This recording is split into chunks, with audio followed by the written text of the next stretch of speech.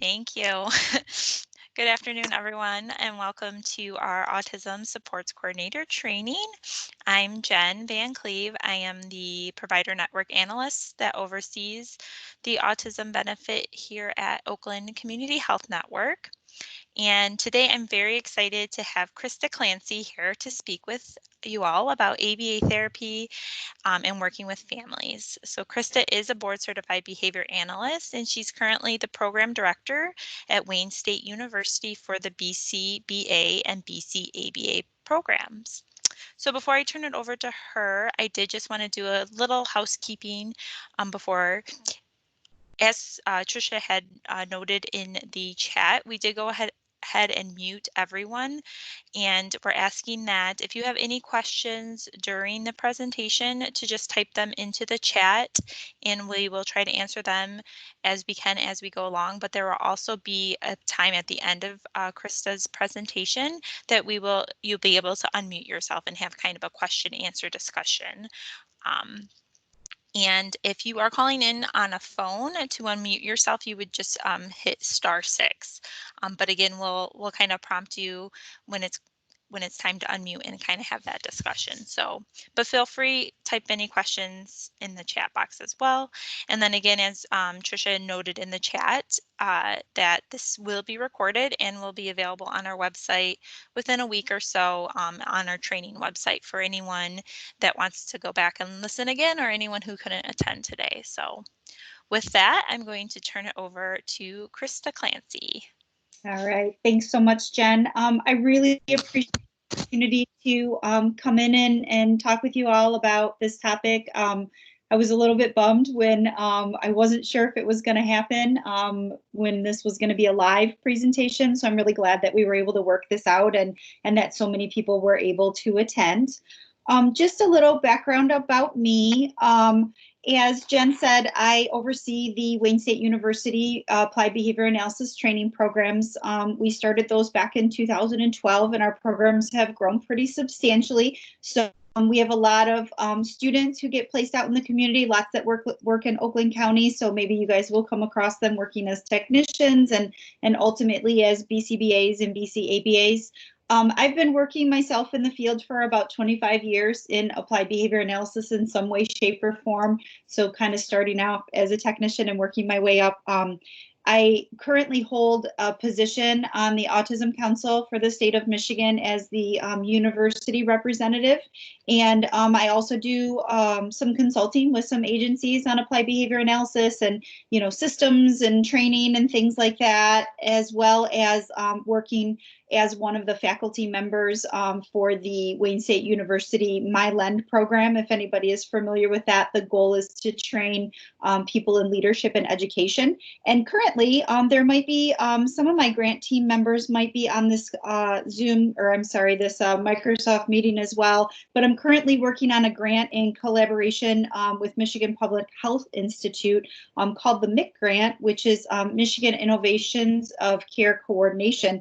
And we have a 2-year grant that we're working on improving access to people getting into applied behavior analysis benefits through Medicaid, as well as training and coordination with care providers. So I'm really excited that I get to talk about this topic because it's definitely right up my alley, and it's the kind of thing that I'm working closely on with another project. So I'm going to go ahead and share my screen. So you guys are going to be able to see my PowerPoint. And as Jen had mentioned, anybody who has any questions, please go ahead and type them into the chat.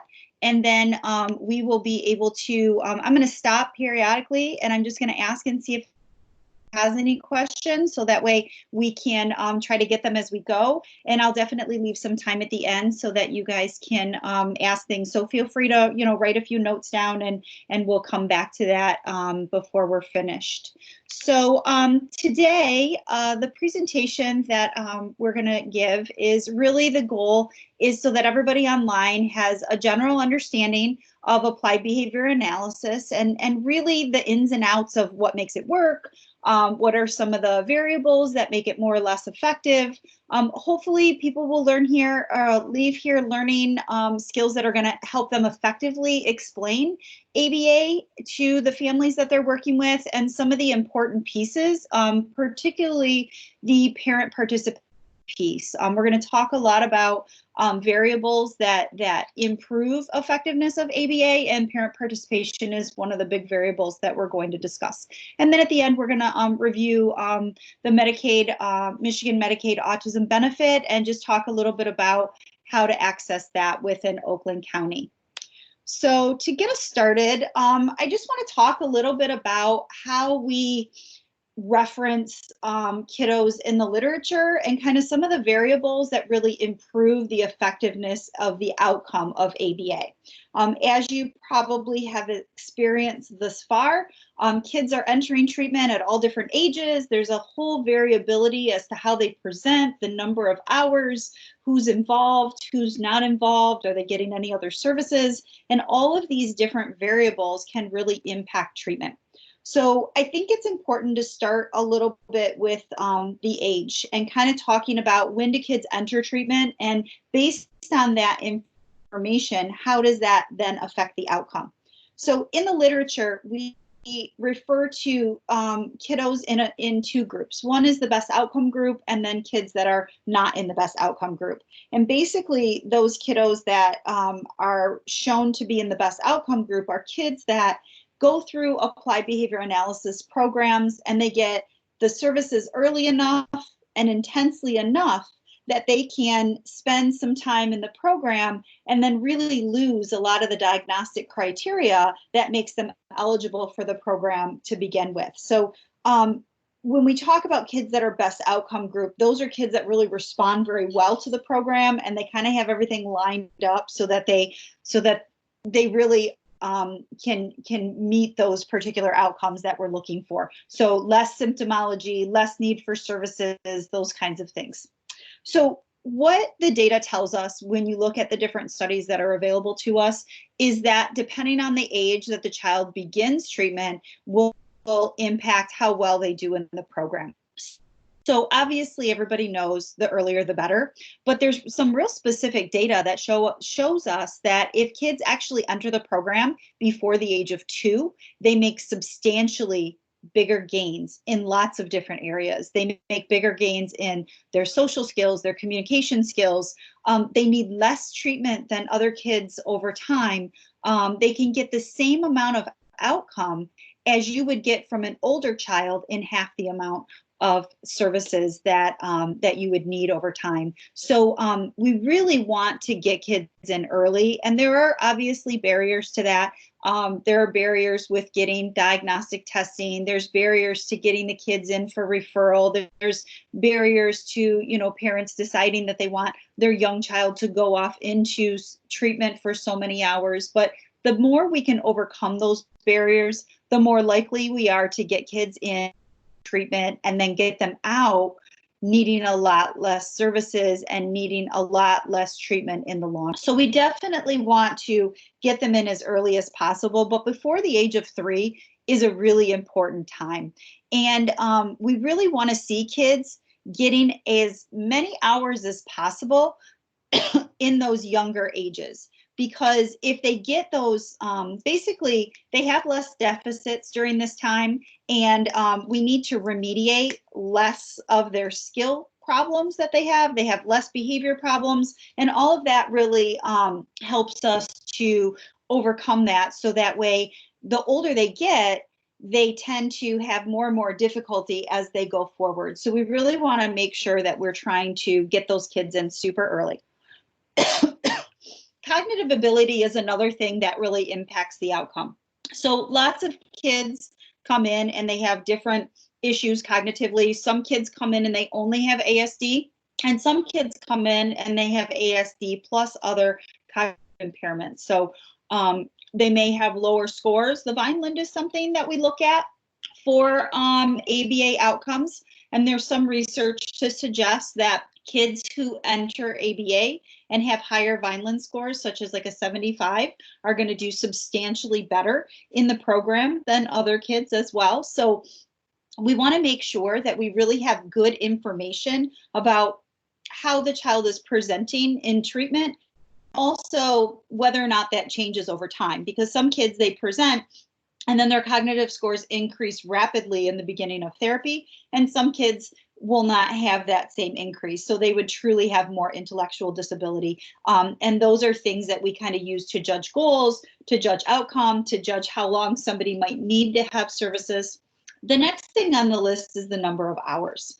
And this is always kind of a tricky thing, because people have the ability to choose how many hours they like would be necessary. Sometimes we're recommending, less hours if a child is going to school or other things are going on. But in general, the hours definitely are related to the outcome. So just like the age, the younger, the better. The more hours you have in ABA, the more likely you are to see the benefit of ABA, especially for those kids who are still significantly impaired.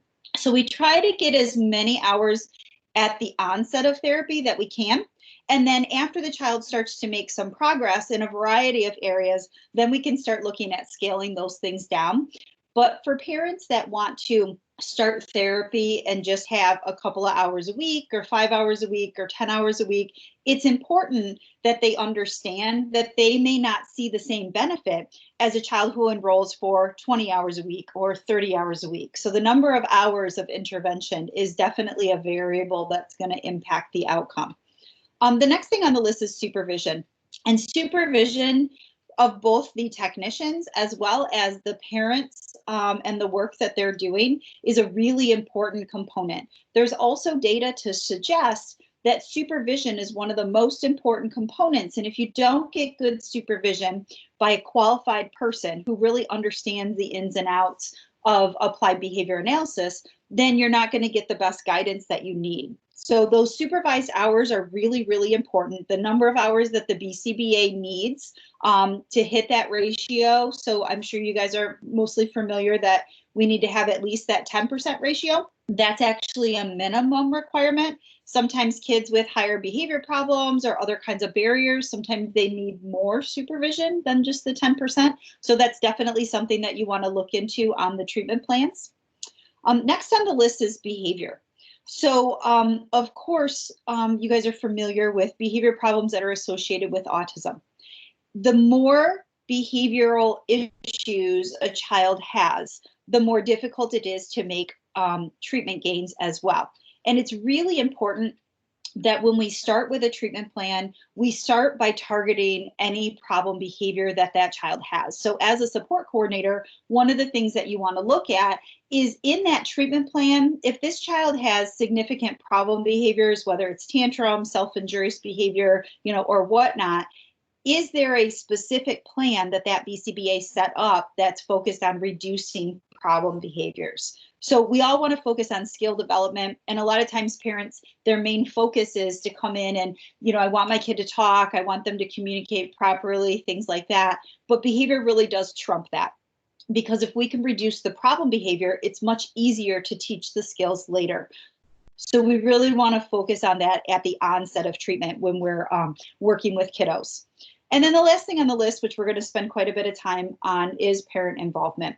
So when we think about outcome, if parents aren't involved in treatment, there's a lot of missing opportunities for learning. There's a lot of missing opportunities for generalization. And sometimes there's a lot of communication errors between the therapist and the parent.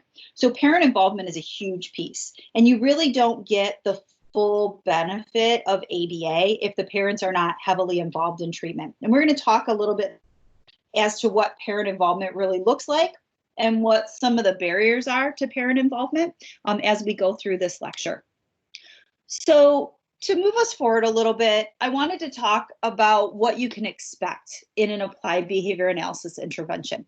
So first and foremost, like I had said on the previous slide, behavior is one of the most important pieces. And everybody uses the term behavior as communication, but it really is true. When you're looking at applied behavior analysis programming, one of the very first things that we consider is how is that person communicating? What does their behavior mean? When they engage in behavior, and we call it functions of behavior, but we're looking to see how does that behavior that they're engaging in, how does it benefit them? Does it give them access to something? Does it get them out of something? Does that get them attention? And sometimes those things are not as black and white as you may think. And we, as behavior analysts, really need to do a lot of analysis, because our main goal is really not to change the child. Our main goal is to change the environment that influences the behavior of the child. So I can't force a child to stop doing something. I can't force them to, want to communicate in a specific way. And even teaching them all of the right skills, sometimes they don't make a choice to actually do that. So my goal is to assess the environment, see what's going on around the child, see what's working for that child in that environment, and then see how do we want to change that so that those supports really help to maintain the behaviors that we want to see rather than the behaviors that we currently see. And that's really where the BCBA and applied behavior analysis is a little bit different than other professionals, because it's not just about teaching skills, it's about really understanding motivation so that we can help to influence that person to make an alternative choice that's going to be more pro-social for them. So the role of the ABA therapist is to assess the environment, figure out what all of those moving parts are, and then to create a plan so that other people in the environment, whether it's a technician, whether it's a parent, whether it's some other professionals, or maybe people in the school, we really want to create a plan that those people can effectively run to help that change in influence for those particular behaviors. So before I talk about any of these specific assessments, do we have any questions, Jen? No? Okay. All right. So I'm going to go ahead and continue. When we get started in ABA, we always start with an initial assessment. So our initial assessment should be as inclusive as possible. So depending on what this child comes in with, if they're 2 and this is their very first intervention, we obviously aren't going to have as much to review. But if we have a 14-year-old and they've been in and out of schools and psychiatric facilities and other kinds of services, we really want to take some time to see where that child has been and what that history is. We really want to know what other people have done, what their other evaluations say, how can we best understand the whole child as well as the family and what the family has been through, so that we can develop a plan that's really going to hit at the whole child. We want to know what kind of medical issues that they have. We want to know whether or not they've been in speech therapy or whether they've been in occupational therapy. Did they have a BIP when they were in school? Do they have an IEP? Those are things that we want to collect and we want to review. So one of the things that I think would be great to communicate better between the support coordinator and the BCBA is, how do we coordinate all of those documents? How do we get those things ahead of time so that we can try to make it as convenient as possible for the family? So if other professionals have already collected these things, can access to them? Do the parents have to always be the ones to kind of run around and collect all of this information? Or is it someplace stored, on a web server or something like that that we can access? So those things can be very important when a BCBA is kind of considering the background and whatever else is relevant. The next thing that we do is we start with a parent interview. So this parent interview gives us a lot of information about the kiddo. It gives us information about the family, whatever the presenting problem is, what's important to the family themselves. It helps us to really develop some rapport with the family, as well as try to really individualize what we need in order to make this program not just work for the child, but to also work for the entire family. So it is that we spend some quality time with the parents, really understanding that whole background information. Sometimes we ask questionnaires, we ask information about how the parents are feeling, how they're dealing with things, and I'll talk a little bit about some of that stuff as we go forward as well. So the next step in the process is for us to do some sort of an observation. So it's really important to get information from the parents, but we also have to kind of see that with our own eyes. We want to see that from a behavioral perspective so that we can look at the function of behavior, so that we can look at operationally defining what behaviors we want to change. So we can really kind of get a good idea and try to get some confirmation on whether, the parents are interpreting the behavior the same way as we're interpreting it, whether, there's discrepancies between what we've seen in some of these reports and how the child is behaving. So the observation is really important. A lot of times we want to do that in some sort of a natural environment. So we may want to go to a school or a park or, wherever people are having problems. If the child is really having difficulty at dinner time, we might want to go and observe during that time. Sometimes we have the child come into the clinic, and that might give us a different set of information, like how does that child behave in a new situation or a novel situation. But really it's up to the BCBA to determine from that parent interview what is the most important thing to observe and what location is the most important to observe in. The next thing that we need to do in order to determine what kind of skills need to be taught to this particular client is we have to do some sort of a skills assessment. So you might be familiar with skills assessments like the VB-MAP, the ABLS, the AFLS, other kinds of things. There are numerous different behavioral skills assessments that are used in ABA, where typically the activity is to bring the child in and do some actual probing to see, can they do this? Can they not do that? Helps us to determine some of the goals that we need to set for that child. But in collaboration with that skills assessment, we have to also do a functional assessment of the behavior. And the best way to do that be either through an or a practical functional assessment or a traditional functional analysis. So either way, basically what this step is this is looking specifically at the problem behavior. And as we look at the problem behavior, we have this problem behavior as a form of communication, which we really want to replace with more appropriate skills. So the skills assessment and the functional analysis, they really go hand in hand, because we have to determine how do we replace this problem behavior with the skills assessment. And it's not just about teaching a skill, but as I said earlier, it's also about motivating the person to make a change in their own behavior. So if tantrums are really working for them, they may know how to communicate, but they're still going to use the tantrum as their communication that works better than whatever the skill is that they don't have, or that maybe they have, but it's not as strong. So all of those things really work together, and that's how we come up with our initial treatment plan. Does anybody have any questions in the chat so far, Jen? No? Okay. All right, so moving on to what does our intervention look like? And all of these assessments that we have done thus far are going to help us to determine what are the goals that we have for these kiddos. So functional communication training is what I was referring to on the last slide, where I was talking about how that skills assessment is going to interact with that behavioral assessment. So functional communication training is not just teaching them how to communicate, but teaching them how to communicate and then making sure that we're conscientious about the function of the problem behavior, and that we're teaching them to get access to that same, what we call reinforcer or that motivator, so that way they're encouraged or they're motivated to use this new mode of communication rather than the other one. And that can be fairly complicated when we're looking at things like reinforcement schedules, when we're looking at skill development, when we're looking at involving all of the other caregivers, technicians, and parents. But one of the primary things that we're going to do in that treatment plan is we're going to have some sort of a functional communication training goal. And that should be a primary thing that you would see in that treatment plan.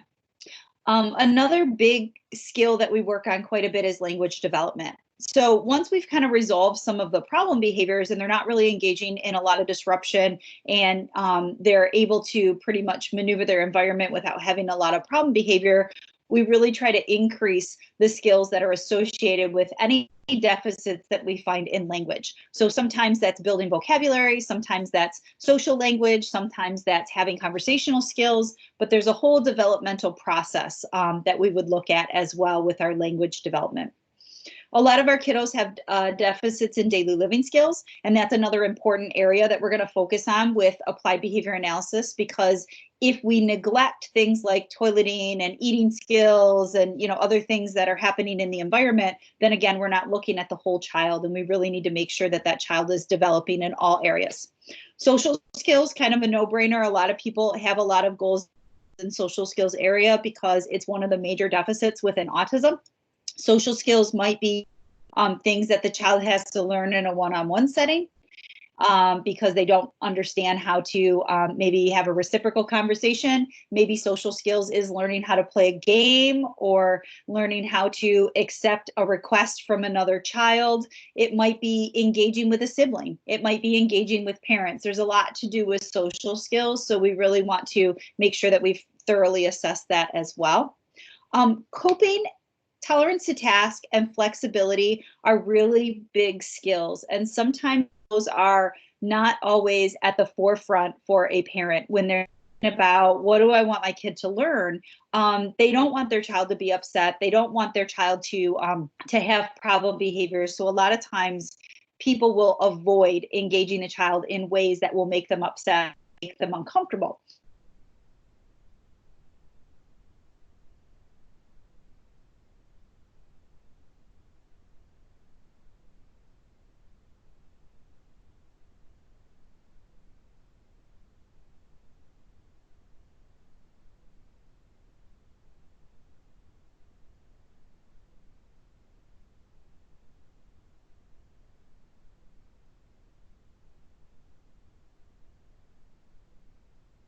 It looks like we may have lost Krista for a second, so hang tight.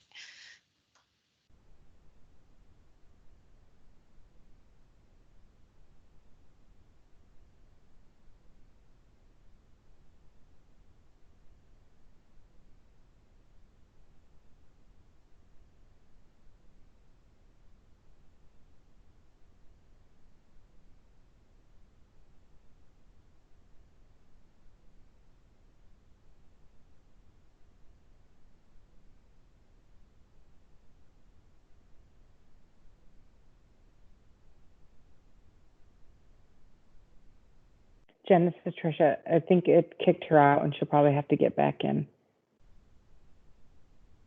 Yeah, I was just noticing that, so I'll give her a second to get back in. Well, it's a good time for a break. If anybody has any questions, Yes. just remind you that we are utilizing the chat feature. So make sure that if anything comes up, Jen or Krista, when she is able to rejoin us, we can Hi. take a quick. Can you hear me? We can hear Is she you back? again. She's Okay. back. Sorry, I guess I lost connectivity for a minute. Since you were asking if anybody has any questions, does anybody have any questions? There's no questions Jen? yet. We were just Okay. reminding everyone to type them into the chat box. And then we lost you we don't see your slides anymore either, but you were kind of talking about the flexibility and that and all that is when we lost you. All right. So just to kind of recap what I was saying is it's really important for kiddos that we not only have skill development like language and daily living skills, but we also want to teach some of these things that are going to be alternative to problem behaviors. And as I was referring to earlier through the lecture, we really want to focus on that behavior reduction. So these are some of the goals, obviously not fully inclusive, but these are some of the goals that we would be targeting within an ABA program. And that's why it's really important to get a good picture of exactly what's going on with the family and exactly what the skills are for each child, because it can be very, very different what we might be working with one child versus another. So,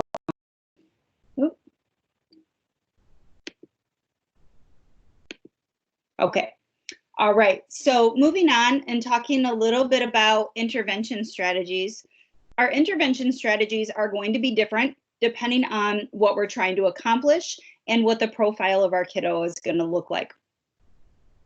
For younger, we have different considerations than children who are older. So we might be able to use certain procedures and things like that with a young child, where with an older child, that's going to be much more difficult. So we have to consider age, we have to consider size, we have to consider behavioral issues, which is also listed there. And all of those things are really going to impact which procedures that we're going to choose. Other things that we want to consider would be how delayed the person is, whether or not they are currently enrolled in a school program is also going to impact some of the things that we're going to choose, as well as coordination with professionals. So just to take an example of some things that you might consider, let's say we were going to work with a child who was 3, and that child was never involved in any other services, and they were at home, not in school yet, and they had interest in applied behavior analysis. So if they weren't having a ton of problem behaviors at 3, we might do an assessment and then really focus on skill building. That might be a good kiddo to try to get, 20 or 30 hours a week of services and really try to catch them up on any of their skill deficits before they went into a school program. We parents to be heavily involved, and we might do a combination of in-home and center-based skills, depending on whether or not we wanted to work on social skills with other kiddos, or whether or not they had just other communication type deficits. So we might do something like that.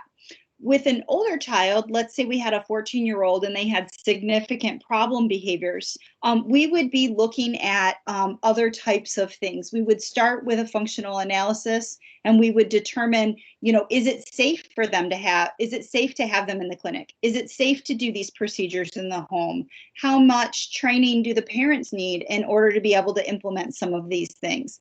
Are they currently in school? Is that going okay? Are they getting kicked out of school? Are they having issues like that? Do we need to modify the school environment? Do we need to increase the intensiveness of the behavior analysis in order to resolve some behavioral problems before they get back into school? So there's a lot of different things that we look at that involve risk assessments, involve coordination with school and other kinds of professionals that we really have to consider before we decide exactly what that intervention is going to look like. So it's really important to plan together with the BCBA, with the parents, with the support coordinator, and any other professionals that are involved in order to determine what the best course of action. And definitely making sure that that IPOS is got all of that information and really coordinated with each of those intervention strategies would be very helpful. All right, so the next thing that we're going to talk about is really focusing on parent involvement and why parent involvement is so important. So there's a lot of literature, of course, that shows the more the parents are involved, the more likely you are to have better outcomes. Some of the reasons for that would be making sure that there's consistency, for sure. So if the child is learning something in a clinic setting or even in a home setting, but the parents are not following through with that, there could be some disconnect between what the child is learning and what the expectations are between those two different settings. It also kind of focuses on whether or not the parents actually can learn some of the skills that they need to better interact with their child.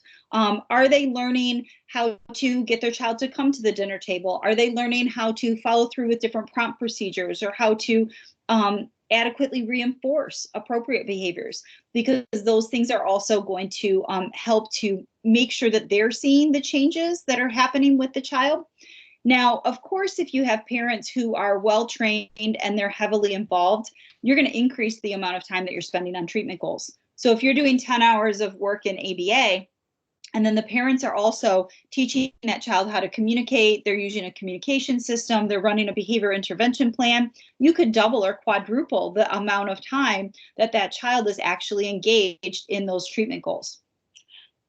And as I discussed earlier, the more time that you spend having them engaged in their treatment goals and the more hours they get, the more likely they are to improve the outcome overall within the ABA services.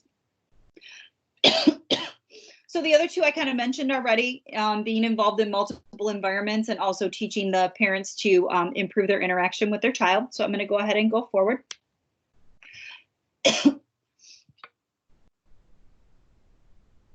So the next thing to think about is what does it look like? How can parents be involved? And I think ABA providers also are sometimes confused about what this might mean. So different parents have different family situations, and they have different supports that they need, and they have different resources that are available to them. And each team should really try to assess what's the best thing for each family member to do. So some of the things that we think about when we think about parent involvement and what expectations we have for them include using some strategies. So if we're teaching a child to communicate and we're using a PEC system, we might want that parent to also do that. We want that to cross from one environment to the next. We might teach that parent how to implement that strategy. And then part of their involvement might be for them to also run some of those strategies. We might want parents involved to help us to increase our hours. Parents, maybe they don't have time in their schedule to do the hours that we're recommending, and we may try to set up things so that at mealtime, at bedtime, at bath time, there might be some contingency-based procedures that we want them to use. That might be a way for them to be involved. Other things that we might need for parents might include things like completing homework. We might ask them to fill out sheets of information, surveys. We might need data from them. We might need them to get us access to reports or other professionals, signing forms, things like that. Those would all be included in homework. We definitely want parents to attend meetings. We want them to be involved with both the BCBA as well as the technician. It's really helpful for the parents to observe what other people are doing with their child. And a lot of times parents are concerned that if they come in the room, they're going to be distracting and other kinds of things. But there are lots of ways that we can kind of get around that and help the parents overcome some of those issues. But we definitely need the parents to come in. We need to meet with them. We need to problem solve with them. They definitely need to be an equal partner in our treatment team. So that's a really important piece as you're describing to parents what their goal is in all of this, that they definitely need to come in and they need to have regular meetings with the BCBA. My recommendation to all the people that I train is that you're meeting with the parents at least once a week, whether it's with you or the technician or in some way, shape, or form, they're touching base with what's going on with their child in therapy, that they do it at least once a week. The last thing on the list is coordination of care, and parents are a big piece of coordinating care. We want parents to share information with us. We want parents to share our information with other providers. We want to make sure that they're communicating what we're doing to the pediatrician, to the school provider, to anybody else who's kind of working on their treatment team. If the child's taking medication, if they have any other kinds of medical issues or other problems, we definitely want to know about that. So at some level, we also want the parents to be coordinating care. So we all know that parent involvement is super important, but there are lots of barriers to parent involvement, and there are lots of reasons why it's really difficult for parents to be heavily involved in treatment. Some of those barriers might be related to the extensive hours. So sometimes parents just want to opt out of ABA altogether because it's too big of a commitment. It's too much of a problem to be able to access that, get the rest of their life organized, and still be committed to this intensive type of treatment. If at all possible, there's any way to get additional resources that can relieve them of other responsibilities or other issues, or help them with any of the other aspects of their daily life, we might be able to overcome some of those external barriers to help motivate parents to be able to access the treatment in the way that we need them to. In addition to that, other barriers that are really more therapeutic related have to do with stress, self-efficacy, treatment acceptability, and then just some other logistical kinds of things that sometimes we can work out through our services.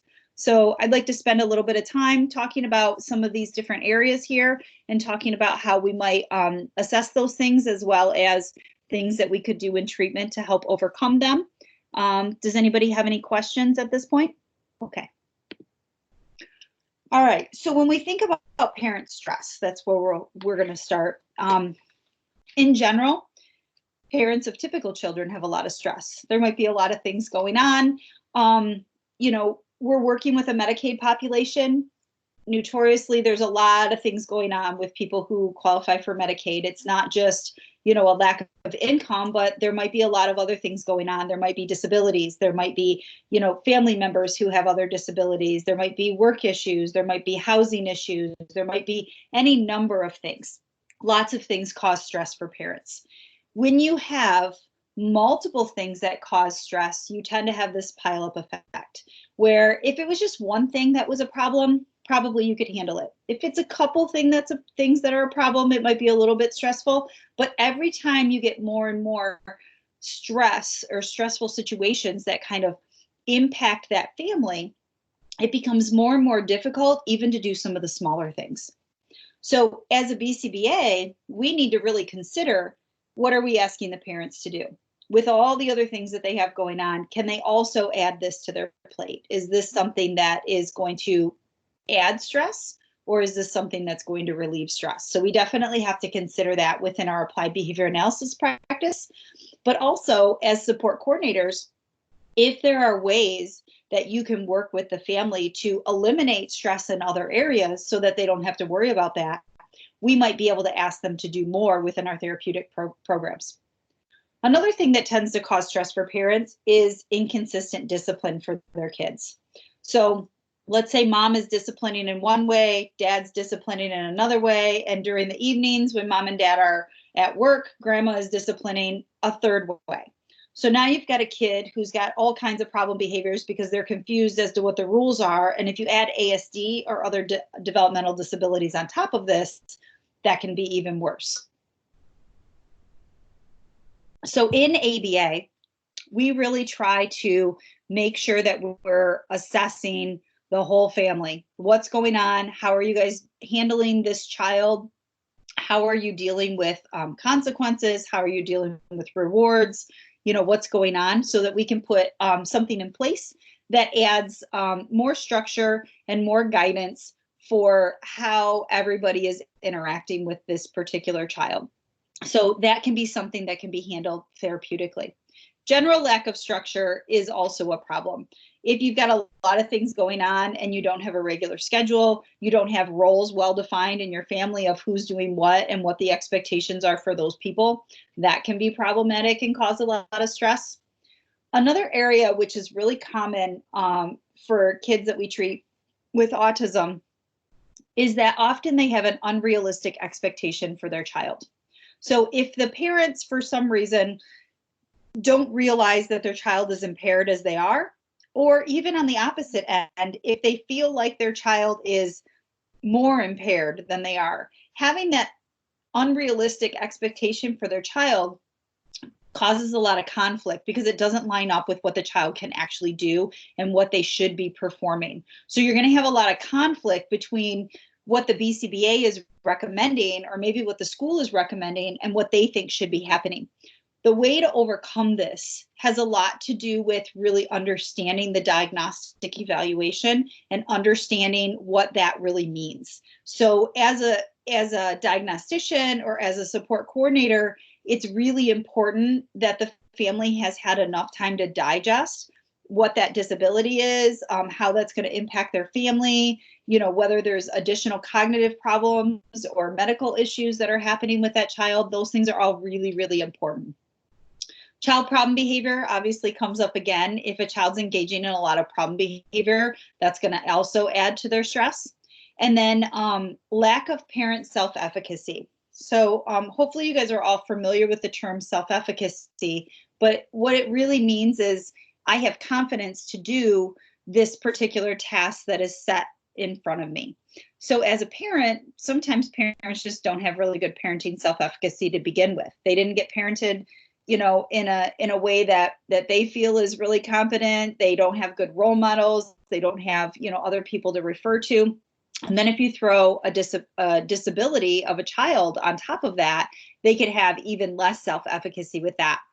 Self-efficacy is directly related to stress, because if I'm asked to do a job that I don't feel like I can do very effectively, then that is going to increase the stress. Self-efficacy is also directly related to training. So this is related to the ABA and the parent involvement. And if we can get them to be more involved, we can increase their self-efficacy and therefore reduce their stress. So it's kind of a triangle of concepts all together there.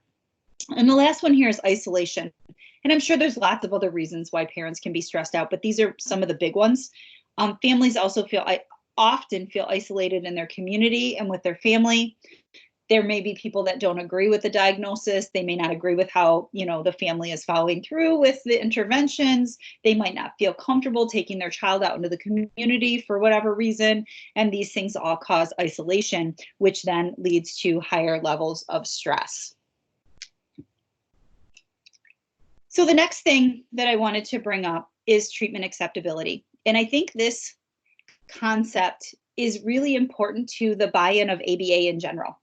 So when we think about, is a family going to be willing to sign up for ABA, or are they going to decide that this isn't really the right procedure for them or the right intervention for them? This may come from the diagnostician, or this may come from the supports coordinator and the conversation that they have with that parent before they even get into ABA.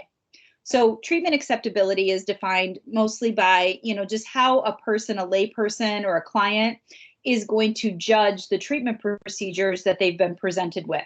Are they going to believe that they're fair, that they're appropriate, that they're reasonable for the situation? Treatment acceptability has been shown to increase parent involvement. So you guys probably have all experienced going to the doctor. And when you go to the doctor, if your doctor tells you something that you think is a reasonable thing to do, the likelihood is you're going to do it. If your doctor tells you something that you're like, there's no way that that's going to work, I don't buy into that, I don't think that is the right thing to do, you're going to thank that person, you're going to walk out the door, and then you're not going to follow through with that. So the same thing happens with ABA. If we're going to ask a parent to implement part of our ABA procedure, if they have acceptability for the thing that we are asking them to do, if they believe that it's going to be helpful, they're going to be much more likely to be involved, and they're going to be much more likely to actually adhere to that particular treatment. Another area that has to do with acceptability is parents who believe that their behavior is actually related to their child's behavior. So the concept that I talked about in the beginning about changing consequences, changing reinforcers, changing things in the environment to help motivate the child to make an alternative choice is what we mean by how my behavior is related to your behavior. So if I can encourage you to engage in a particular behavior because of the consequence that I'm giving, or if I can discourage you from engaging in a behavior because of the consequence that I'm giving, that means that my behavior is related to yours. The things that I do could encourage you or discourage you to engage in certain behaviors. Some people don't see that connection. People who have a difficult time seeing how their behavior is connected to their child's behavior tend to not be accepting of ABA type therapies. So that's a really good conversation to have with parents up front to make sure that they understand just the mechanics of behavior and how we really influence how our children behave. So things that lead to treatment acceptability. Therapeutic rapport is a big one. The more we interact with the parent up front, the more that we're listening to their concerns without judgment, with really trying to accept them where they are. Those kinds of things are really associated with them then trusting you later. Other areas that are important with treatment acceptability have to do with the knowledge of the treatment provider. So do they believe that you know what you're talking about? And also these variables that I was talking about at the beginning of this lecture, these are the kinds of things, if they know that information and they know how those things affect the outcome, they're also going to be much more acceptable. Because if they say, you know what, I just want to do ABA for 5 hours a week, and then they select that, and then we provide ABA for 5 hours a week, and then that ABA is not very effective, that parent's then going to go back and go, you know what, this behavior therapy stuff, it just doesn't work. Well, if they didn't invest enough time because they didn't understand that they really needed to have 15 hours of therapy, not 5, in order to make a difference, then that's going to be something that's going to be problematic with the outcome of that. So those things are also important when you're thinking about treatment acceptability, as well as other people in your community of trust. So if you have family members, you have community members, religious members, people who you consult with, if the beliefs of those people align with the treatment that you're looking into, you're more likely to get treatment acceptability from that person as well. So there are many times when we go in and we try to offer services, and for whatever reason, family members are not super accepting of that. And if that's the case, sometimes we have to start to involve those other family members. It might be more than just the parent coming in. It might also be the grandparent. It might be, the aunt and uncle.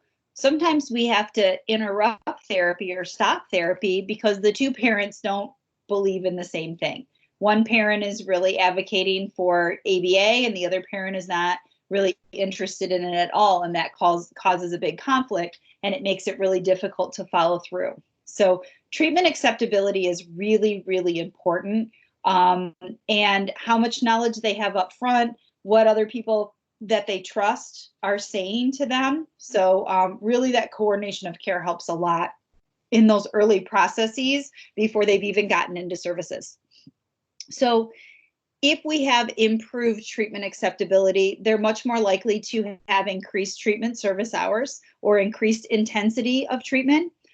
They're much more likely to participate with supervision and training meetings, and you have a lot less wasted time during your parent meetings. Because if you're engaged in a lot of conflict because you're trying to talk the parent into why this is important to do versus spending the time showing the parent how to do something, that can really impact the outcome as well. So that's an important concept to think about, is how accepting are they of this? And if they're not accepting, it's definitely a topic that you want to hit head on before you really go into the parent trainings, because the likelihood is they're not going to adhere to those recommendations as well. Does anybody have any questions? No, we're good?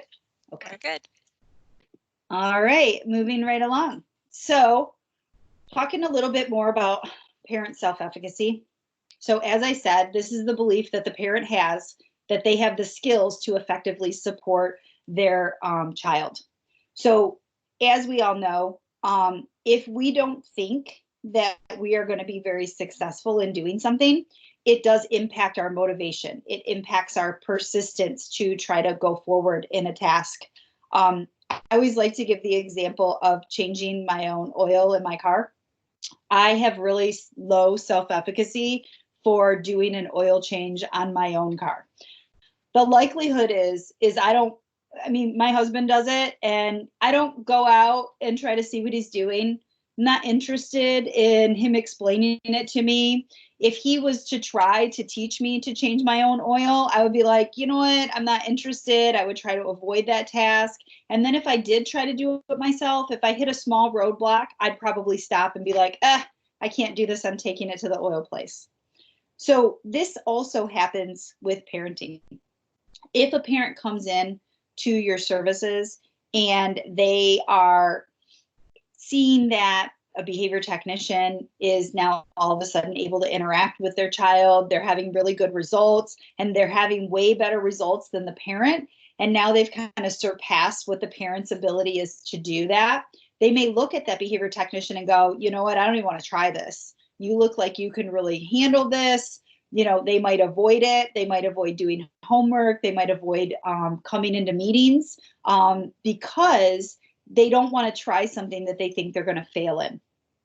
The way to overcome self-efficacy issues is in training. And this is a really difficult thing to kind of manage, because you want them to come in for training to help with their self-efficacy, but they're avoiding your training because they don't want to fail at your training. So when we are finding that parents are resisting or avoiding or having problems such as this, we need to really look at our training. And we need to say, are we asking the parents to do too much? Is it too complicated? Is it too difficult for them? Can we break it down in any way? Can we try to meet them where we're at? And we almost have to do more of a skills assessment with the actual parent instead of the child, because just like we have skills that we're teaching the child, we're also teaching the parent skills, and we have to kind of assess where they're at. Because if we can get them in and we can teach them something useful, then they're going to be hooked, because they're going to find that it's actually going to help them be a better parent and use those better parenting skills, and it's going to then increase their parenting self-efficacy. So parent training in general can reduce stress. It can increase parenting self-efficacy, and it can also have improvements in treatment acceptability. So all of these things really work together to try to get the parents to where they need to be, so that way we're able to teach them the skills that they need, and they're more involved, and all these things then lead to the increased outcome or the improved outcome of ABA in the child. So it's kind of circular. So how do we get this started? There are aspects of parent training that can improve some of these interactions. So one thing that can be really helpful is if they can observe interactions that are happening across environments. So let's say they're not willing to take the step to run whatever the procedure is in their home, or they're not willing to participate with certain training activities. You might instead have them come in and start by observing an intervention session with a technician. You might have them take notes, or ask questions about things that might be of interest, or things that they're noticing that are different than what they do. So there might be some baby steps that you can start just through observation. Another small step would be just starting to change some small interactions between the parent and the child. So if the parent and the child have some interactions that are not very functional, so sometimes we see parents that might follow their child around and give demand after demand after demand, and then the kid is trying to escape all the time, and they're constantly trying to avoid the parent. Something like that, we might have to stop that kind of interaction and teach the parent to just provide non-contingent reinforcement. Like, don't ask them a question at all. Just play with them. Just offer them a snack. Just offer them, the toy that that they're looking for. You might have to change some sort of an interaction like that. There might be other things that are happening where one of the more ineffective interactions that I see is when parents are trying to get their child to follow a direction. And maybe they go in and they give the child a direction, and the child's capable of following it, but they don't follow it. And then they kind of walk away, and then they come back and they notice, oh, the child didn't follow my direction. So then they may have to go in there and, give them the same command again. And this happens repeatedly until the parent's frustrated, and then the child's frustrated.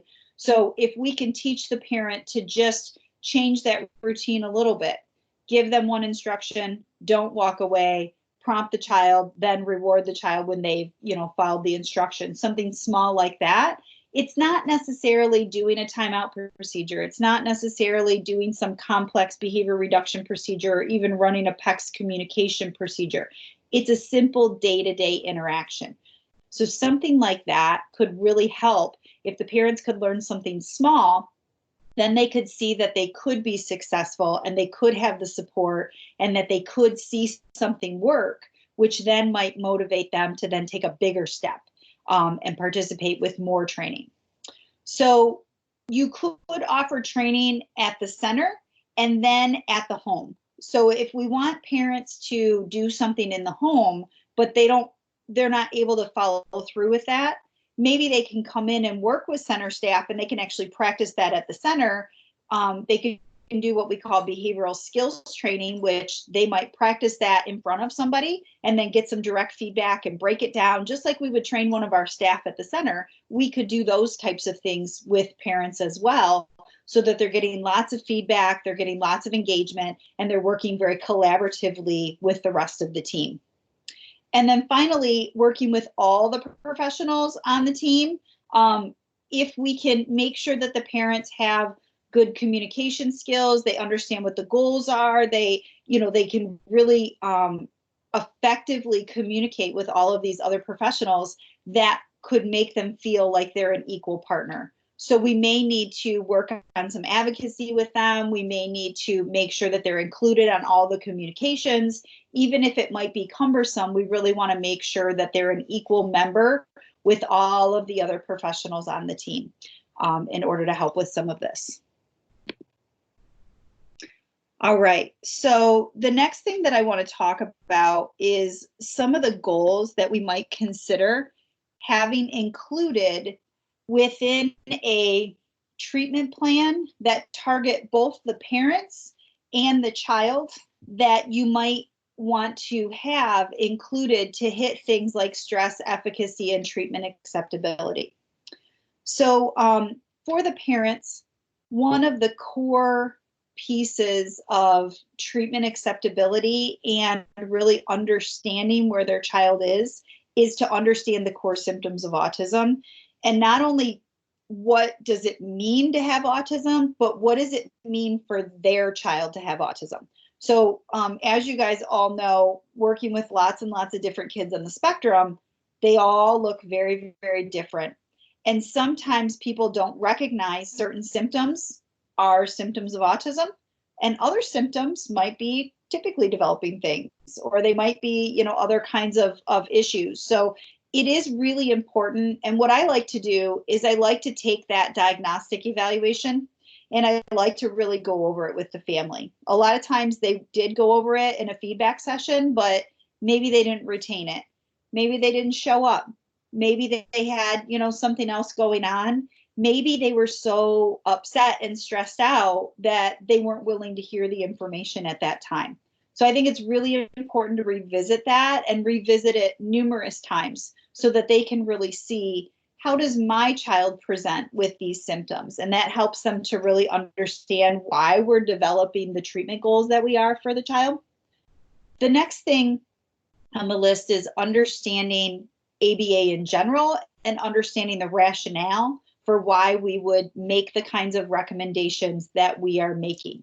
So my hope is that this talk helps to give you some of the wording and some of the focus on how to have that conversation so that the parents understand what are all the variables that could impact the outcome. What are some barriers to even accessing the treatment? What are some of the important components? But up front, it is really important either before or at the beginning of starting an ABA program that they really understand what ABA is and how it's different than some of the other things that might be available to them. Another goal is to really, as I said before, really have improved communication with the therapy team and the rest of their family. Sometimes parents don't come in with really great communication skills. And if there's miscommunication between you and a parent, that's likely to lead to conflict. If there's miscommunication between a parent and another family member, that could also lead to conflict. A lot of times we end up with parent sessions when only one parent comes. A lot of times it's mom. Mom comes in for a parent meeting. We tell mom all the things that are going on, and then mom has really poor communication with dad. Mom goes home, tries to relay the information, causes some sort of a fight. Mom and dad are now not on the same page because of this whole miscommunication. So we may need to close that communication gap. We may need to give the parents a little bit of training on how to effectively communicate. We might need to give them some tools. We might ask them to video record sessions. We might ask them to have the other parent call in. There's a lot of different things that we can do creatively to try to resolve that communication gap. But we do want to assess that. And we want to make sure that we're effectively communicating the information that we need with parents. And if there needs to be a goal for that, then we will create one. Another parent goal has to do with relaxation and coping strategies for themselves. Having a child with a disability can be very stressful. And then when you throw on all of those other pile-up stressors on top of that, you may need to directly train parents how to put themselves first. Like the whole phrase of, put your oxygen mask on first before you put it onto somebody else. That's a very real thing. And many of our parents, they don't think about themselves at all. They go right to, what do I need to do for my kid? And then they go in like this hamster wheel mode where they just keep going faster and faster and faster. And then at some point they burn out. And then they drop therapy, or they drop hours, or they don't follow through with whatever the recommendations are. So if we hit stress right up front, and we make sure that families have good relaxation techniques, good coping strategies when something comes up, they're able to deal with that thing and then move on, rather than having that pileup effect that we talked about. Now, of course, this is usually what people see in treatment plans, which is implementation of treatment strategies. So obviously, ABA programs are trying to teach parents to implement different ABA strategies, and those are very, very important. But again, if they don't have all of those things above it, they're not going to be very effective at trying to implement those treatment strategies. So of course, that's a goal, but sometimes it's not the primary goal. And honestly, in some situations, it's not even the goal at all, because if they're too stressed out to be able to implement something, then our primary goal is going to be stress and relaxation issues. And then once we've resolved that, we might then ask them to implement some treatment strategies. One of the other things that we talk about with the parents is, how do they adjust their family and become more flexible now that they know that they have a child with a disability? So there's a lot of planning, and there's a lot of dreaming and goal development that a parent has when they know that they're going to have a child. And then as they find out that their child has a disability, they have to readjust that sometimes. They have to rethink about, what is my role in this family? What is my husband's role? What are the siblings' role? What is this child's role in the family? And how do we all need to readjust so that we can meet this new challenge that we've encountered? And sometimes that becomes part of the therapy itself. And sometimes it's a recommendation for family members to get counseling outside of ABA therapy. But that can be a really important tool, definitely at the onset of identifying that your child has a disability, as well as throughout some major landmarks, like when kids enter into school, when kids enter into teen years, things like that. Sometimes you have to kind of revisit, what does my family look like, and how do we need to adjust, and can we be flexible for that? And then, of course, we want to really educate them on what they can access from the community. So if there are stressors, if there are things that they need, if there are resources out there, whether it's parent groups, whether it's services, whether it's something to target other areas in their life, like housing or food or other kinds of things, we want to make sure that parents know what those resources are, and that they know who to go to in order to access them. So these are some primary parent education goals that would be really helpful, not necessarily all to be provided by the ABA professional, but what parents really need in order to be successful in running a program like this and participating in a program like this. And there are also some really specific child goals that might need to be considered if we want to improve stress and improve treatment acceptability and improve parenting self-efficacy. I've brought this up numerous times already, but behavior reduction is a biggie. Behavior problems cause stress. Behavior problems cause issues with parenting self-efficacy, because your child has problem behaviors, therefore you believe that you're not doing an effective job at parenting. So as a behavior analyst, if I can target behavior intervention first and make it a primary focus, that could alleviate self-efficacy and stress issues that parent may be experiencing, which will then directly impact their ability to improve their interactions and their involvement with the treatment that I'm going to need them to be involved with in order to get increased outcomes and maintenance of any of these things that this child is learning. So that's a really important piece that I think kind of deserves its own category. There are other skill areas that can really help with the stress and the self-efficacy piece. Requesting is a big one. Parents often report that they don't know what their child wants, or they don't know how to meet their child's needs, or they feel unsuccessful at doing those things. And a lot of times it's because the child does not have an intact communication system. They don't know how to request properly. They don't know how to initiate requesting. So we focus a lot on this within our ABA procedures, but it's even more important that we make sure that the parents are also participating with that particular goal. Because if we have the kid requesting all over the place, and then the parent sees that and they can't get that child to request, or they don't understand how to do that procedure, then that can cause a lot of problems with their efficacy as well. The next one is attending. Attending is somewhat neglected in ABA. I think people do some basic attending, but things like really looking at a person, like hearing a noise and turning your head, or adjusting your gaze between an object and a person, using that joint attention, those kinds of things are very powerful for parents, and they make a child and a parent feel connected. So if you have a child with ASD who's got deficits in joint attention, deficits in just attending to sounds or attending to movements that are going on, those are primary goals that if you add those to the treatment plan, you're going to see an effect not just with the child, but also with the parent, because they're going to really notice those things, and it's going to improve the relationship between the child and the parent. Approach is the same way.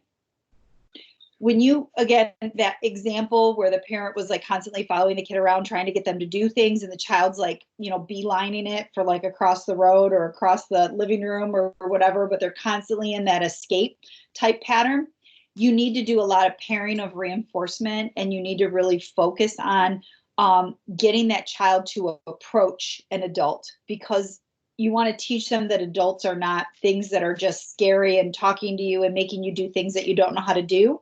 But adults are fun, and they have good things, and they have the things that you like. So we do a lot of work with preference assessments and reinforcement, and we try to shape up this approach. And just like the attending, once we start to shape up the child actually approaching the parent, then we start to see a change in affect in both the child and in the parent, and they feel more positive about the parent-child relationship, which can really impact how a parent feels about the ABA program and how willing they are to participate with it.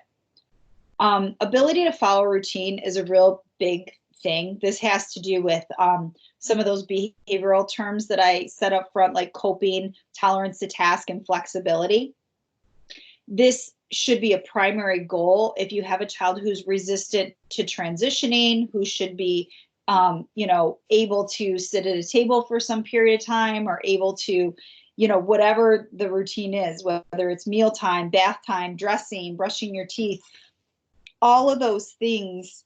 If we can hit on those things individually, and then it makes it so much easier for the parent to go through their day-to-day interactions with that particular child, you will reduce stress for that parent and for the entire family significantly. Because sometimes if we don't ask the questions, the parents just assume it's normal. We have to really ask, like brushing your teeth is it always surprises me how often brushing your teeth is such a problem, but the parents don't bring it up because communication is the biggest issue. But if we could quickly go in there and solve that, then they would have a lot less fighting with their kid, and then we'd be able to have more time and less stress, which would enable the parents to work on communication more effectively. So really kind of thinking about, what does that day-to-day routine look like, and where are those stressful pieces, and can we overcome some of that? And then the last thing on here is the sibling interaction. And I think a lot of people forget that when we're treating a child with ASD, their sibling is a really important player in the family, whether they're older or younger or whatnot. The sibling also has expectations for that child. They have grief. They have, some sort of a preconceived idea of how that relationship is supposed to go. If there's sibling fighting, if there's any kind of contempt for the child, or for, this one's getting more attention than that one. Sometimes the parents divide and conquer. The mom takes the child with a disability and the dad takes the typical sibs. Then the mom misses out on all those experiences with the typical sibs, and the dad misses out on all those experiences with the child with a disability. And the family isn't really a family unit. It's two separate units that never interact. So assessing that situation and assessing, what needs to happen to make sure that the sibling has a relationship with the child, and that the interactions between the two are not causing additional stress for the family members is really important. So we often want to include whatever needs to happen to improve sibling interaction as part of that child's goals within their treatment plan as well. All right, I'm coming up to the last part of the lecture. Does anybody have any questions? There was one question, but I think it might be best to wait till the end for it. So okay, all right, good. All right, so I'm going to keep going, and we're going to talk next about roles and responsibilities of different people on the team. So we talked a lot about what the BCBA does. They obviously are going to do the assessment. They're going to write the treatment plan. They're going to be meeting with the parent on a regular basis. They're going to be supporting the behavior technician staff. They need to do a lot of updates, but their main focus is to reduce problem behavior and to increase skill development. That's the big piece that they're trying to accomplish within the treatment team. The support coordinator is somebody who's going to pull that all together and really interact with the BCBA, interact with the parent, interact with these other providers, and hopefully they're going to help to fill in the gaps.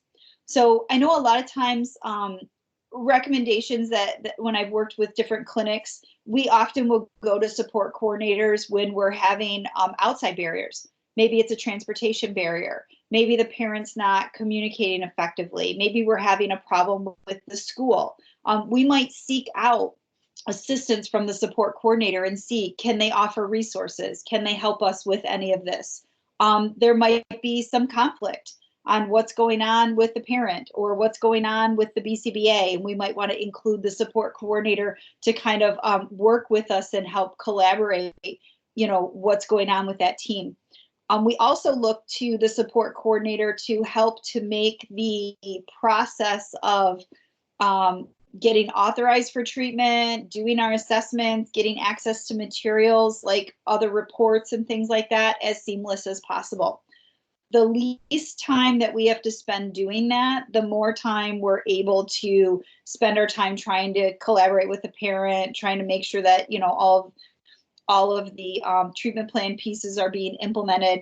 So really having the support coordinator really help to communicate to us as well, like other things that they're seeing as problematic, and trying to kind of help us to fill in those gaps can be really, really helpful.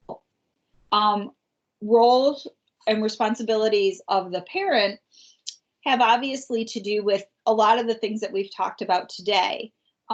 We want them to be involved. We want them to, get the child to treatment. We want them to sign on to treatment and to stick with treatment for the period of the treatment plan. We do need to work collaboratively to make sure that the parent truly understands what the treatment plan entails and what we're asking them to do, and that should happen at the onset of the treatment plan. A lot of times we'll have a meeting with the parent, the support coordinator, and the BCBA, so we can all kind of talk about what are the expectations for everybody. But the parent really needs to understand what those expectations are, and when they sign off on that plan, they're signing off on a plan that they're going to do the pieces within that as well. Sometimes we need, if it's an in-home setting, we need the parent to make sure that they have appropriate space for us. If it's an in-clinic setting, sometimes they need to bring us some materials from home. They might need to bring diapers or meals or toys or things like that. And it's important that parents know those things ahead of time. So as support coordinators are dialoguing with parents about whether or not they want to participate with ABA, some of those roles and responsibilities would be beneficial to kind of tell them up front. Other providers, roles and responsibilities, if you think about other people who are on the treatment team, a lot of times there's a medical provider, whether it's a pediatrician, whether that child has some other specialty difficulties, whether it's gastrointestinal problem, whether it's seizures, whether it's, you know, other kinds of things.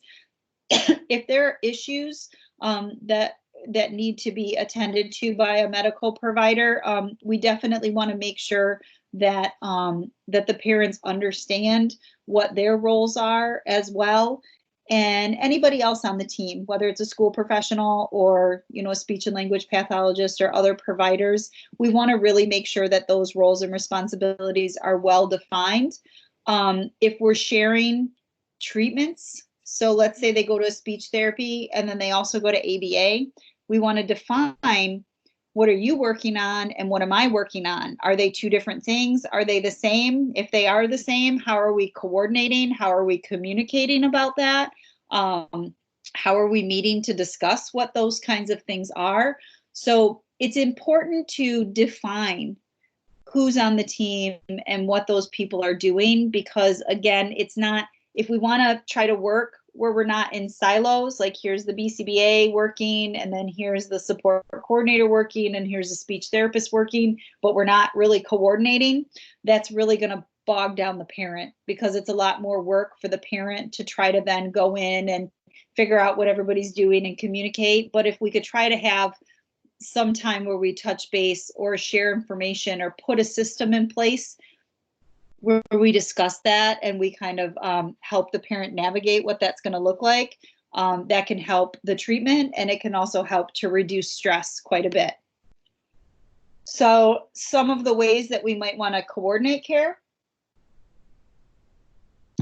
we definitely want to make sure that there's some sort of an initial contact between whoever the provider is and the other provider or the other people on the team. So I always recommend to our BCBAs that they get a release of information for anyone who's outside of, you know, Medicaid, but like if it's a speech therapist or if it's doctor or whoever, they need to get a release of information, and they need to initiate that contact by an email, by sending off a treatment plan, by doing something like that. If it's in the system, then they definitely need to initiate some sort of contact with the supports coordinator.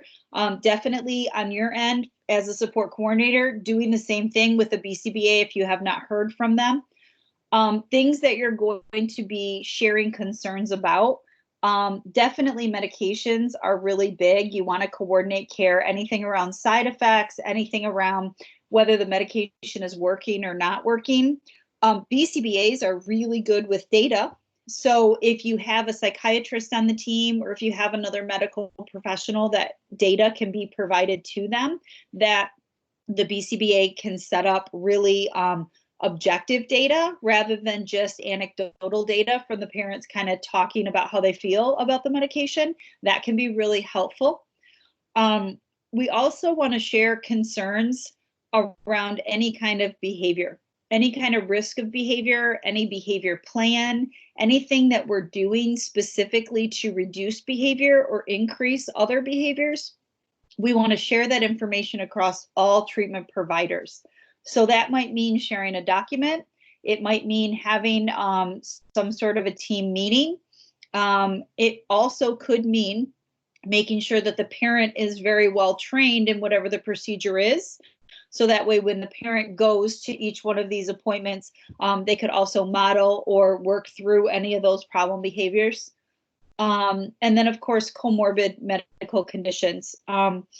There's a lot of opportunity for error, and there's a lot of opportunity to miss something if you don't ask. So it's really important that we keep really good records about what the medical conditions are, because a lot of these kids have really complex medical cases, and it can impact treatment. It can impact treatment outcome. It can impact behavior. Seizures very often impact behavior, and they impact how well a child is able to attend different treatments. So we really want to communicate and coordinate what's going on with that as well. Some other areas where we tend to collaborate as BCBAs, diet issues, toileting issues, and as I said, response to medication. A lot of our kids have food refusal. And before we target food refusal, we always first look at bowel habits, look at constipation, look at GI issues, look at reflux, look at anything to kind of rule out any medical issues before we implement a behavior plan. So it's really important, particularly for you folks out there that are support coordinators. If you see something that's got a behavior reduction plan or a behavior increase plan that's revolved around diet or toileting, it's really important to kind of see, did they assess the medical aspects? Did they coordinate care with some of those medical providers to make sure that it's not just a behavioral issue? We often have some similar issues like that revolving around like SIB, self-injurious behavior. Sometimes we have kids that engage in really high rates of like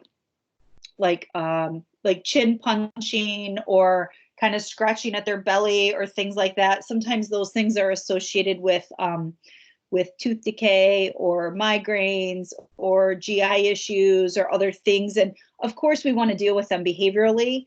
But before we go down that road, we want to also resolve anything that could be happening medically, because those are their communication tools to tell us that there might be something wrong in those areas.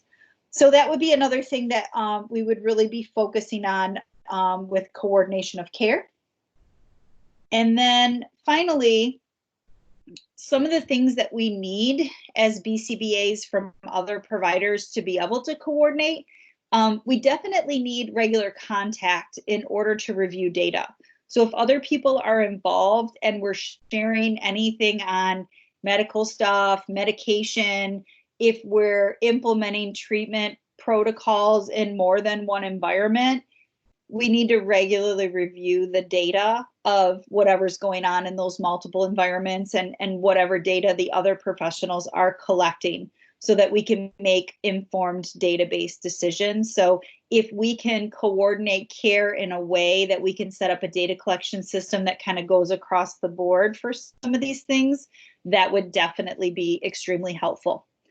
We also need to have regular updates on anything medication related or other kinds of medical adjustments. These things really impact behavior. And if we have a behavior plan that's running and then all of a sudden a medication gets changed and we don't know about it, or the parents don't accurately report it, that could be really problematic. We do often have parents who, just kind of get permission from whoever the medical provider is to, give a little more or give a little less, or sometimes they take liberties to do that. And we really need to know what's happening. So if there are other providers that the supports coordinators know of, where the child is getting medication adjustments or they're having other medical issues, if there's a way to help coordinate the communication between that, that would be really helpful. We also need good communication between providers on the team on what the treatment goals are for each one of those providers and what the different strategies are that are being used by those different providers. We want to make sure that there's consistency, and if there is overlap, that we've at least discussed, like I said, the roles and responsibilities of different people and how you're handling it versus how I'm handling it. And then we definitely need assistance with gaining outside resources that are going to help to increase access. So some of the things that I talked about that might be barriers.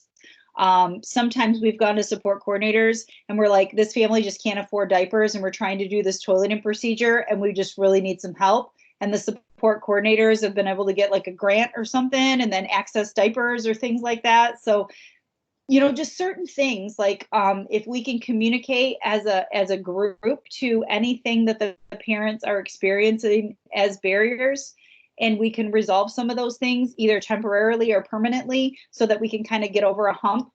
Those are the kinds of things that can really help to improve the overall outcome of our ABA procedures. So I think I'm going to go ahead and turn it over to you, Jen, so that you can talk a little bit about accessing Medicaid through Oakland County, and then at the end we'll open it up to questions. Okay. Do you want Okay, sounds good. Do you want me to take this off? Yeah, you can, yeah. Okay. Because I'll share Okay. my screen. So I was just going to talk real quickly. I'm not going to go super in depth into accessing the services in Oakland County, the Medicaid autism benefit, just as most of you already know how to do this. But again, the autism benefit is a Medicaid benefit for individuals between the ages of 0 and 21. So the benefit does end on the individual's 21st birthday, and they do have to have Medicaid or My Child insurance. And prior to referral for the autism benefit, the supports coordinator or the access intake clinician here in Oakland County is going to complete a pre-screening tool, and those would be either the SCQ or the MChat. And if the child has a positive score or there's other concerns, they're going to be referred to Oakland Community Health Network for a comprehensive diagnostic evaluation, which is used to help determine eligibility for the benefit. And I did include here, this is the link to complete that referral. And the link, the referral form does require some specific documentation that we need as well. And that's going to be some kind of medical documentation that shows concern for the presence of autism spectrum disorder. A lot of times that's going to be on the well child visit.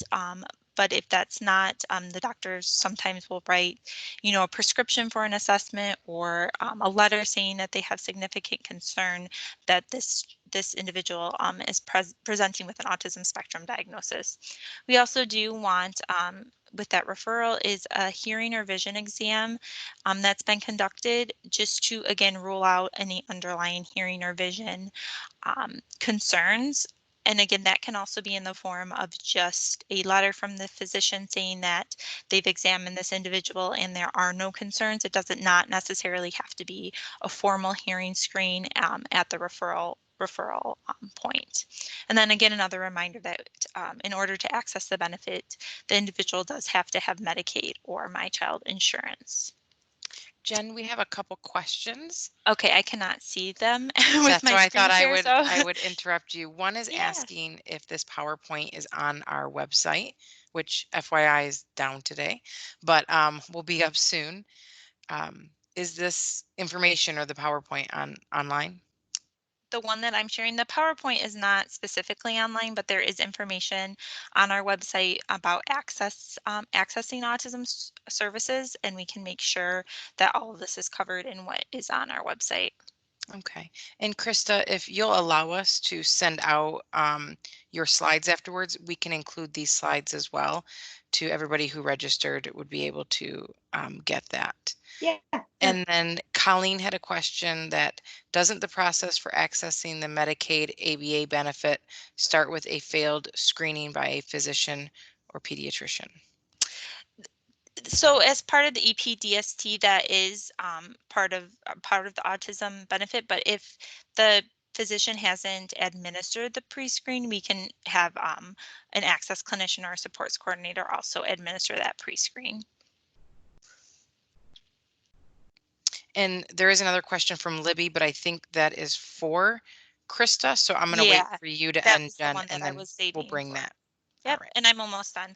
And then, so if after the comprehensive diagnostic evaluation, that diagnostician does find the person eligible, they're going to be linked. If they're not already open in our system with a CPA, a core provider agency, we're going to link them with a core provider agency as well as an ABA provider for the services. And then again, our website currently is down, but if you do want to access a list of the current ABA providers that are contracted with Oakland County, that is available on our website once that is back up and running. So, and I will exit that and then open it up for more questions. Let me get back to the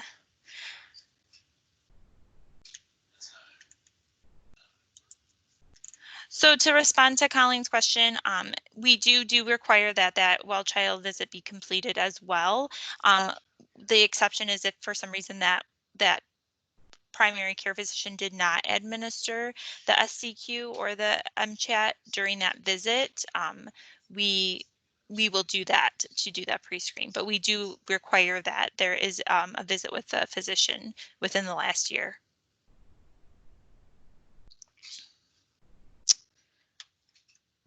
And the question that I was saving for you, Krista, is there was a question if you had any strategies to support families that are waiting to be connected to an ABA provider. As we know, there are definitely some long wait times currently for ABA services.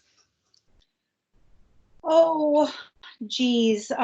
What kinds of things? I think it's really hard to, I guess, get them started with ABA supports when they're waiting because there is a lot of education and there's a lot of complexity to that, and they hadn't had a formal evaluation to determine which things specifically to target within that type of program. But if you have a child who is not engaging in really severe behavior, any other intervention service while they're waiting is probably going to be helpful. So if it's a younger child and they can get connected with early on, or they can get connected with anything, particularly if you can get a one-on-one type setting where it's one professional with the child, that's going to increase the likelihood that that child's going to attend to that service.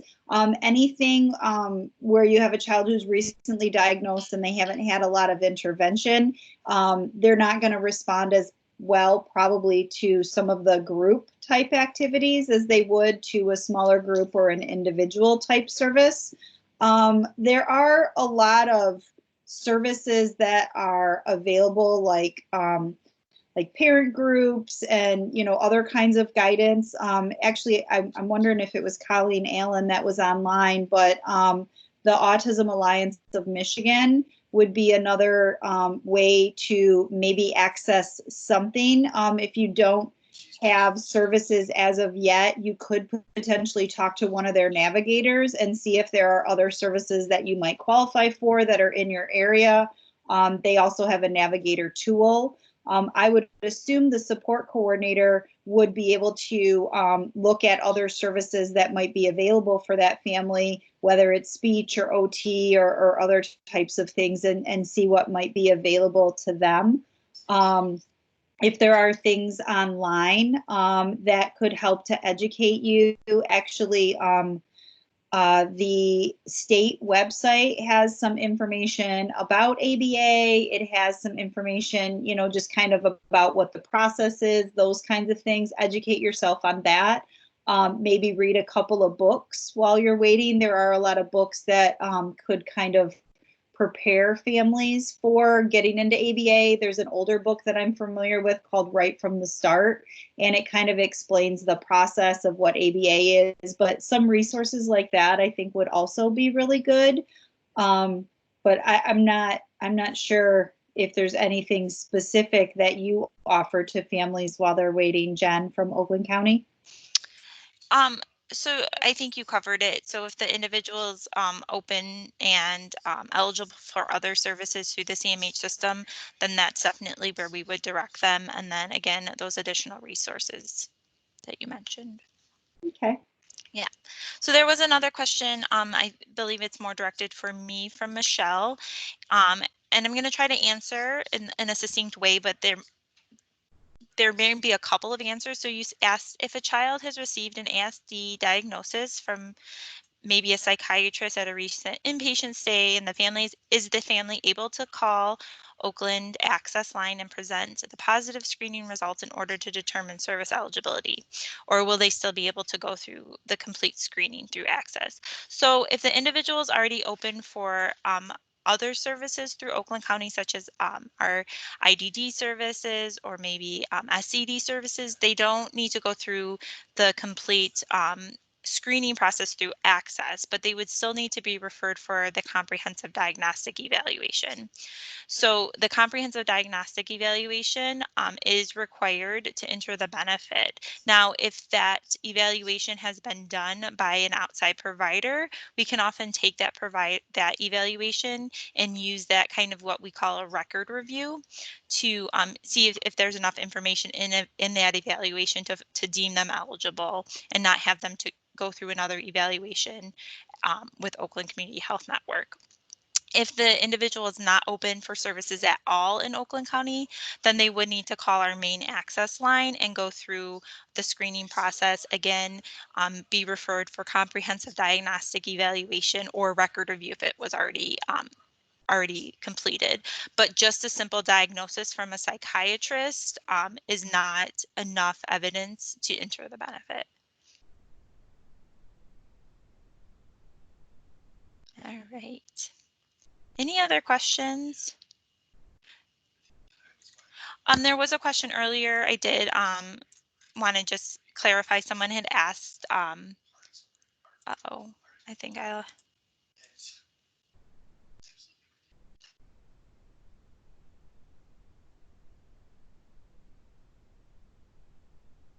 Are you frozen?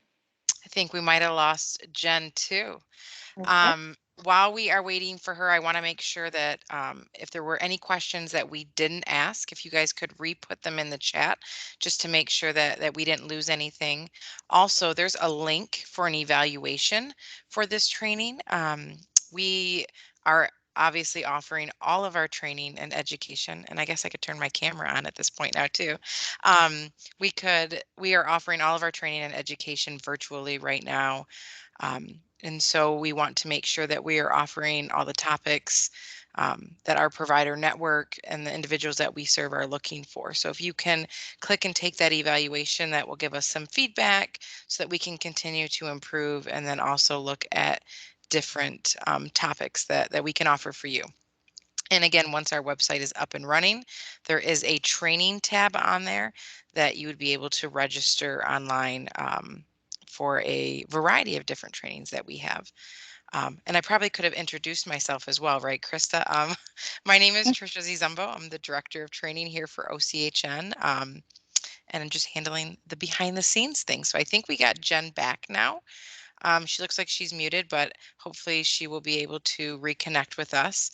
And let's see if we had any questions that we missed. And I am Jen's back. Sorry, back. sorry about that. Wonderful. I was just going to say there was a question earlier that asked about ABA, what's going on with ABA services right now with COVID-19. And I did respond that there have been additional allowances for telehealth with ABA. And that does include allowances for the one-on-one ABA direct intervention, um, which is harder for the technicians and the BCBs to administer. And there are some restrictions around that. Like they can only use that in situations where the child doesn't require any physical prompting. But what is being utilized a lot, and I think is being utilized even more than prior to COVID-19, is parent training. We are finding that parents are participating more and more in parent training, doing it via telehealth, and they're more involved in getting that training in that means. So there are some services still being provided despite COVID-19. And then there was one question, does the process vary by county? And yes, it's going to look different region to region and county to county. So the process that I described is specific for our region in Oakland County. And then there was a question for what is going on right now with new referrals for diagnostic testing. So that is something that's still being worked out just because of the COVID-19 situation and the limitations of doing any telehealth diagnostic evaluations. So So as that Jen, continues, there was a training that Kara Brookweir yeah, to help with telehealth and doing those evaluations over telehealth. So I don't yeah, know if that's gotten out to your yeah. diagnosticians yet. All of our diagnosticians were on that training as well as myself, and I know they are working it internally on developing what the next steps are going to be. So Yes. any other questions? If anybody wanted to ask a question verbally too, you could unmute yourself and go ahead and ask your question at this point. I was just going to say that, Krista. You can, if you're on the phone, *6 will unmute you. And it looks like we got a couple more questions coming in, Jen. Okay, so so these are a lot of these are looks like they're related to the current current time we're in and the current circumstances. So as far as Erin, your question about the need to do a periodic review to reduce those hours, as long as we're being pretty lenient about that, as long as it's documented somewhere in the chart, to make sure that, again, it's shown somewhere why things might not be lining up. You don't necessarily need to do a whole periodic review. And then many ABA providers are closed and having reduced services. Any recommendations on what to do with newly approved families? Again, I think that's going to be the same as the previous question about families that are currently waiting for services, linking them with other resources, online trainings. I've been seeing a lot of free stuff coming through that providers are doing because of the situation. So free resources that are available. Okay, anything else? Any other questions?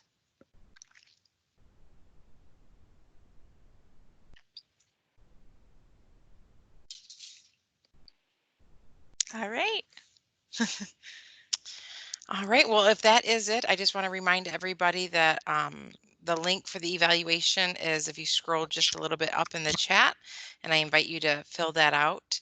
We will be stopping the recording, and